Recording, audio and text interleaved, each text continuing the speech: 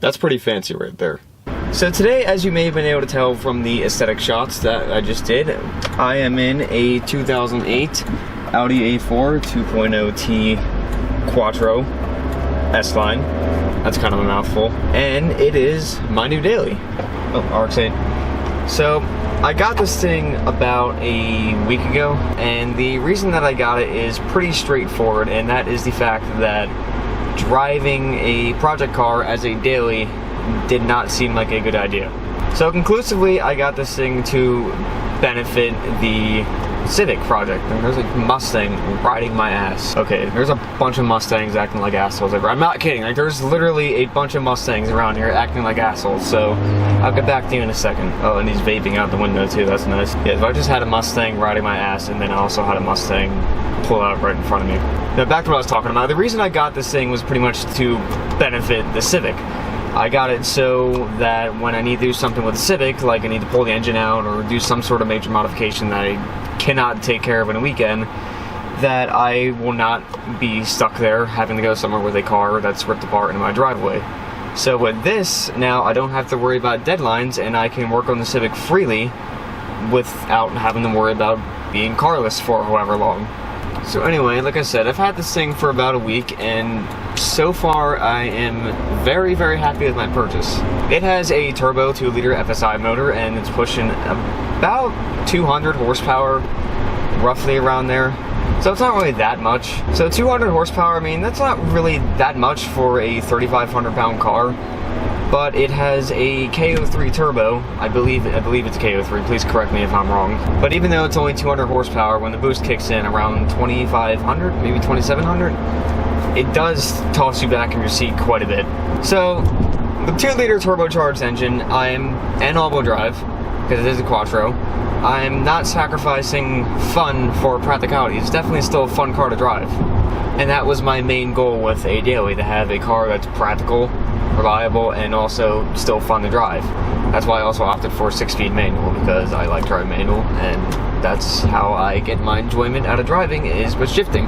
So it's something nice that I can now drive on a day-to-day basis without having to worry about, like I said, not having a car or getting pulled over for having a loud exhaust or anything like that. One of the biggest differences with the driving this and the Civic is that the environment in the interior is a lot more calm and serene than the Civic. Like, it's very quiet, and also it's a bigger car, so when you're going, I don't know, like 60, you feel like you're going not really that fast.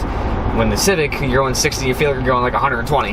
And believe me, I do find that very, very enjoyable. But this car, when you're driving fast or just driving at all, like, it's so calm that you have the ability to actually really focus on everything that's around you. In the Civic, you're focusing on everything around you because you feel like you're going ridiculously fast.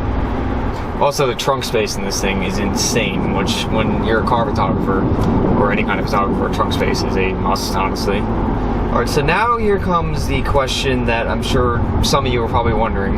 My name is Alpha JDM. I have a Japanese car. I love Japanese cars. So why the hell did I buy an Audi? So let's go back to August for a second, when I actually started thinking about getting a daily. And my first thought was to get a Civic sedan, like a 99 or like whatever sedan. Actually, my first intention was to just get a D-Series and boost it and daily that, which is... it can be a good idea, and also cannot be a good idea sometimes. You drive a car that you boosted yourself.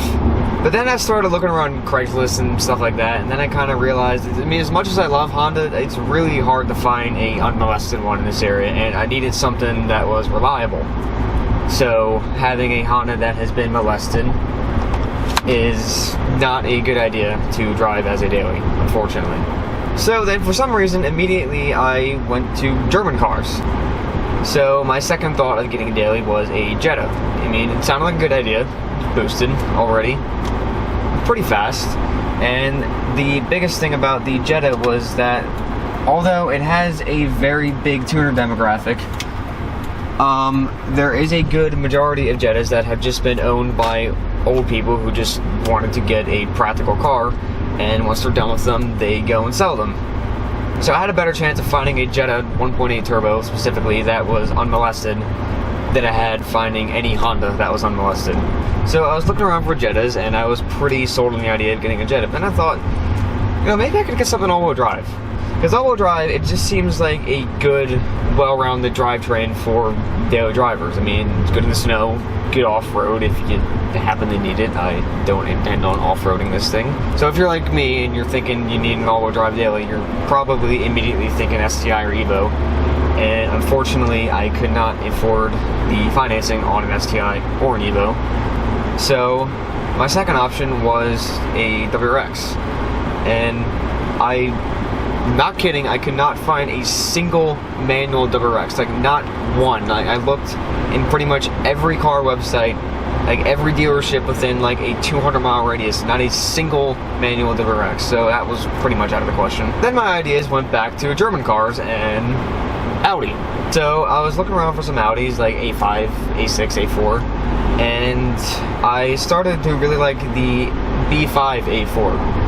So I was looking around for a B5 A4, and I found one. It was a 2001 5-speed manual, 1.8 turbo, and I was literally like dead set on getting this car. So I messaged the dealership, and they got back to me and said, yeah, the car's still in stock.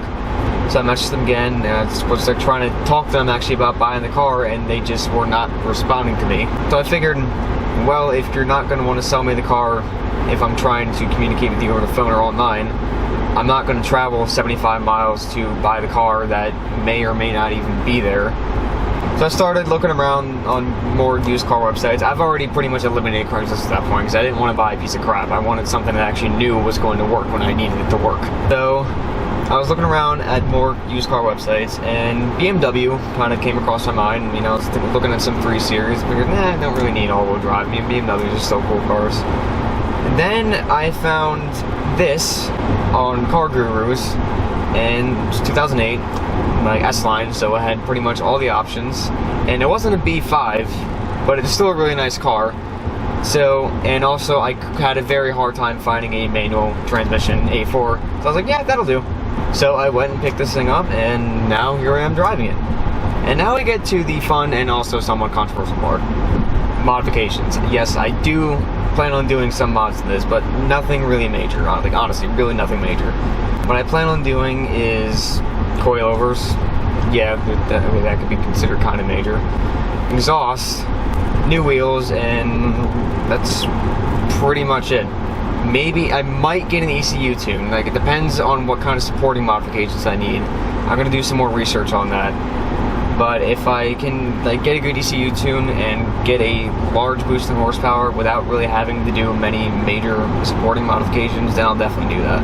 But what I'm kind of looking for here is a very, very conservative stance build. Like nothing like insane, like no negative 10-degree camera or anything like that. Not like a Killionaire build or anything like that. It's a very like well-rounded and still practical to drive lowered car. But none of that's going to be happening anytime soon because I'm still trying to focus on the Civic and get the engine in that and pretty much get that off the ground. So maybe like end of summer, like fall, once the Civic ball is rolling, then I'll start looking into doing some stuff to this. And like, why is every single person have to ride my ass today? So that's pretty much it. I just wanted to make a video showing you guys my little new toy. And if you enjoyed it, be sure to leave a like and subscribe, and be sure to hit that bell button. I'm going to keep saying that every single time until YouTube gets this algorithm thing fixed, or I get confirmation that it was fixed. Anyway, I hope you guys have a really awesome day, and I will see you in the next video. Don't believe us, no matter what we say, it's true.